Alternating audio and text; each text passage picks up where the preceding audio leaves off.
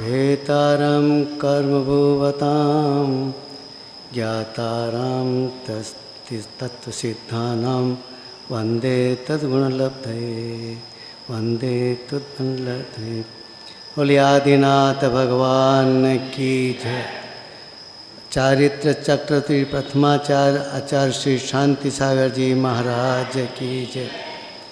आचार्य रत्न गुरुवर श्री 108 वर्धमान सागर जी महाराज की जय। जैन धर्म की जय। धर्मानुरागी महानुभाव, ये शताब्दी आचार्य श्री शांति सागर जी महाराज का शताब्दी समारोह चल रहा है और चलने वाला है। श्रृंखला में, इसी श्रृंखला में यहाँ पे जब आयोजन किया जा रहा है, ये महाराज और माता जी के मुखारबिंद से आपने सब सुना। आचार्य महाराज की कितने उपवास किए, व्रत किए, धर्म का संरक्षण किया, जिनवाणी का संरक्षण किया और काफ़ी उपकार उन्होंने किया। महाराज, इस जीव ने अनादिकाल से जीव संसार में भटक रहा है। ये अपनी आत्मा का श्रद्धान नहीं करके विभाव परिणति में जा रहा है और राग द्वेष यानी विषय कषाय की उन्नति बढ़ती जा रही है विभाव परिणति, आत्मा की विभाव परिणति से। जब ये आत्मा अपने स्वभाव में आता है और उसको ज्ञान होता है कि ये जो ये मिथ्यात्व है, ये संसार में पंच परावर्तन करने वाला है और इस जीव ने अनादिकाल से अनंत काल हो गए हैं पंच परावर्तन करते करते, लेकिन इसका अभी तक संसार परिभ्रमण रुका नहीं है। मूल कारण मिथ्यात्व है।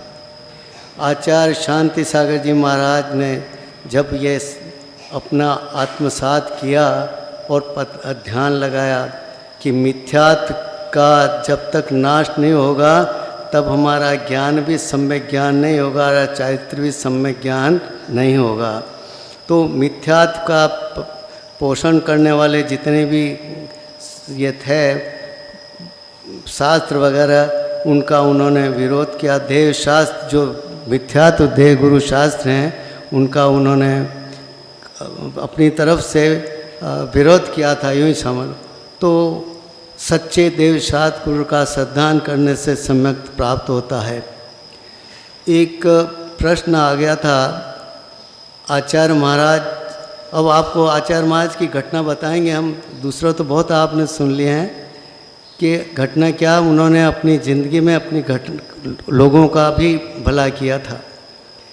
हुबली के प्रवास के अंदर, हुबली है कर्नाटक में है, उस प्रवास के अंदर महाराज आचार्य महाराज शांति सागर जी का प्रवास था और दिन को स्वाध्याय चल रहा था। मुनि नेमिचंद जी महाराज स्वाध्याय करते, नेमी सागर जी महाराज स्वाध्याय कर रहे थे। वो उनकी ख्याति आचार्य महाराज की उस हुबली में उस समय बहुत फैल गई थी। वहाँ क्या अन्य समाज के गुरु भी रहते थे और उनके शिष्य भी बहुत थे। तो उनको वहाँ पे लोगों को जाकर महाराज अपना तो कोई प्रचार प्रसार ही नहीं है और एक नग्न साधु आया है और उनका बहुत ही मतलब पूरे शहर में मतलब जैन अजैन सभी लोग उनकी वाहवाही कर रहे हैं, उनके सुनने के लिए जाते हैं। तो उसके गुरु ने कहा चलो एक दिन अपन भी चलेंगे। तो वो क्या पैदल नहीं चलते थे, पालकी में बैठ कर के चल जाते थे। तो पालकी में बैठ कर के उसके शिष्यों के साथ आए। आचार्य महाराज का जहाँ प्रवास था दिन के करीब 2 बजे के करीब हो गई।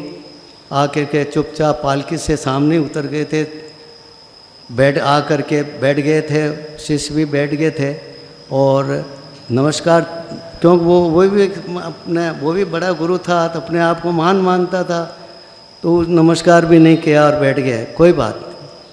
आचार्य महाराज नेमी सागर जी महाराज शास्त्र पढ़ रहे थे। वहाँ प्रकरण आ रहा था, मिथ्यात्व और सम्यक का प्रताप चल रहा था काफ़ी अच्छी तरह से। तो बहुत देर तक ये चलता रहा कि भाई मिथ्यात्व की वजह से संसार में आदमी जन्म मरण कर रहा है, नरक निगोच जाता है और अनंत काल तक की जीवन आज तक इस मिथ्यात्व की वजह से संसार पंचमरावर्तन कर रहा है। बहुत देर हो गई चलते हुए और सम्यक्त के प्रभाव से ये जीव स्वर्ग और मोक्ष को प्राप्त कर लेता है। अगर वो साइक सम्यक्त प्राप्त कर लेता है तो 3-4 भव के अंदर निश्चित में इस संसार सागर से पार होकर के मोक्ष प्राप्त कर लेगा। बहुत देर से सुनने के बाद में उन्होंने प्रश्न किया, आचार्य मुँह उनका मौन खुला, किसका? वो अन्य साधु महाराज थे उनके, और बोला महाराज जी सभ्यता के साथ, महाराज जी ये प्रकरण चल रहा है सम्यक्त मिथ्यात्व का, ये क्या है? महाराज ने ये समझ गए कि ये इसकी ड्रेस वगैरह से कि ये अन्य मतलब संप्रदाय के हैं, गुरु हैं। तो महाराज ने बहुत देर तक सोच विचार के कहा, अगर महाराज ये कहते कि कुगुरु कुदेव कुशास्त्र को मानने वाला मिथ्या दृष्टि है तो हो सकता है कि वो उनकी, क्योंकि जैनों की संख्या तो कम थी और अजैनों की संख्या ज़्यादा है, तो हो सकता है कि काफ़ी उसमें बवाल बढ़ सकता था। बहुत देर के बाद आचार्य महाराज ने सोचा इनको क्या जवाब देना चाहिए, तो उन्होंने अपने मुखारबिंद से उनको कहा, अरे भाई हमारे अंदर जाना तो सम्यक दर्शन है और बाहर आना ये मिथ्या दर्शन है। बता करके मैं बता दूंगा कि उसका क्या हुआ होता है। ये जितने भी डाकू वगैरह लोग होते हैं ना, तो इनके भी ग्रस्त लोगों की जान पहचान होती है, क्योंकि उनको सामान पहुंचाना पड़ता है। तो एक जैनी भाई था, वो उनका सारा काम करता था। तो वो जैनी भाई गया था और एक दिन उनके प्रवास में, मतलब जहाँ डाकू लोग रहते हैं जंगल में, सामान दे दिया। उन्होंने कहा कि एक रामू हमारे गुरु आए हुए हैं और बहुत अच्छे हैं, अगर आप उनके दर्शन करना चाहो तो आपका बहुत दिन हो गए आपको डाका डालते हो, पैसा कमाते हो, और तो आपका जन्म सुधर जाएगा। उसने कहा क्या किया जाए? तो उसने अपनी युक्ति बताई कि आपको मैं ड्रेस ला के देता हूँ, उधर पद्मावती पौरवाल बहुत रहते हैं। उन्होंने कहा कि इस तरह से, लेकिन आपको ये मूछें भी बाल सब इस तरह से, जिस तरह से व्यापारी रहते हैं रहना करना पड़ेगा। उसने कहा ठीक है। उसने अपनी ड्रेस उसी हिसाब से बना ली और वो करीब जाके बैठ गया था दिन की सभा में।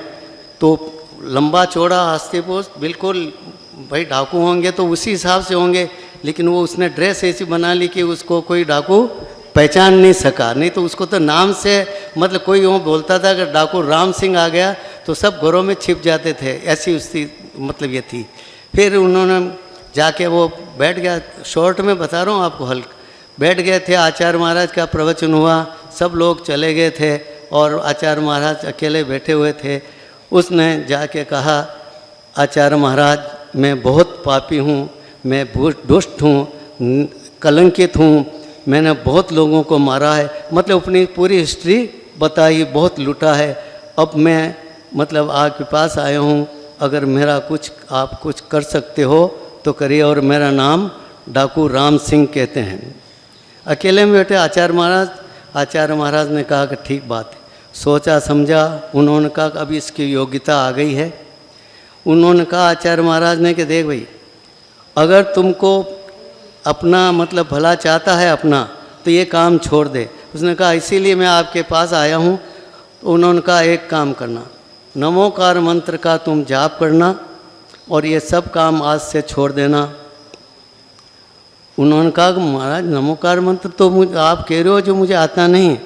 तो उन्होंने कहा कोई न कोई तो तुम्हारा होगा। कहाँ, मेरे एक सेठ जी हैं, तो बस उनके पास जाना, बोलना कि मुझे नमोकार मंत्र सिखा दो और फिर तेरा काम हो जाए।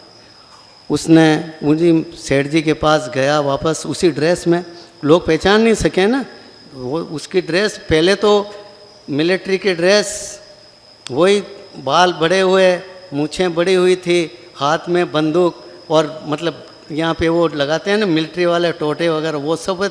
तो वो उसमें तो वो डाकू था वो। तो उस साधारण ड्रेस धोती, मतलब जो व्यापारी की ड्रेस होती है तो उसमें कोई पहचान नहीं सकेगा। उसके पास गया, उसने कहा भाई कि महाराज ने मुझे ये कहा कि नमो का मंत्र, तो उसने कहा कि मैं वहाँ आऊँगा। तो उन्होंने कहा अब हम जंगल में जाना छोड़ देंगे, अब तो हम एक कुटिया बना करके वहाँ रहेंगे और तुम मुझे बता दे। उन्होंने नमो, सेठ जी जागते, उनको नमोकार मंत्र पढ़ाते। आखिर में उन्होंने अंत में उसने नमोकार छोड़ दिया सब काम। उसके साथी जितने भी थे उनको कह दिया अब तुम्हारी मर्जी हो सो करो, अब मुझे कुछ नहीं करना है। और अंत में नमोकार महामंत्र का जाप करते तो उसकी ज़िंदगी गुजर करके उसने मौत मतलब ले ली। उसको मालूम हो गया सरकार को कि ये डाकू है, राम सिंह है, लेकिन उसने सब काम छोड़ दिए। उसको उस तरफ निगरानी ज़रूर रखते थे पुलिस वाले, लेकिन उसको कुछ कहते नहीं थे। अंत में उसका मतलब एक मरण हो गया। तो ऐसे ऐसे मतलब आचार्य महाराज के उपकार हैं, ऐसे वो बहुत हैं। अब हमारा पास समय नहीं है, अब कभी होगा और तो आपको समय देंगे।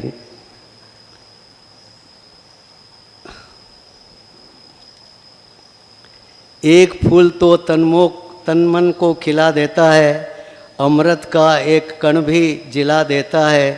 काफ़ी है सवेरे की सूरज की एक किरण, जो एक बीज को धरती को भी हिला देता है। आचार्य महाराज की ऐसी थी कि एक शब्द, एक प्रवचन, एक वाक्य इस सारी दुनिया को झुका देता है। बोलिए आचार्य शांति सागर जी महाराज की जय। आचार्य गुरु और वर्धमान सागर जी महाराज की जय।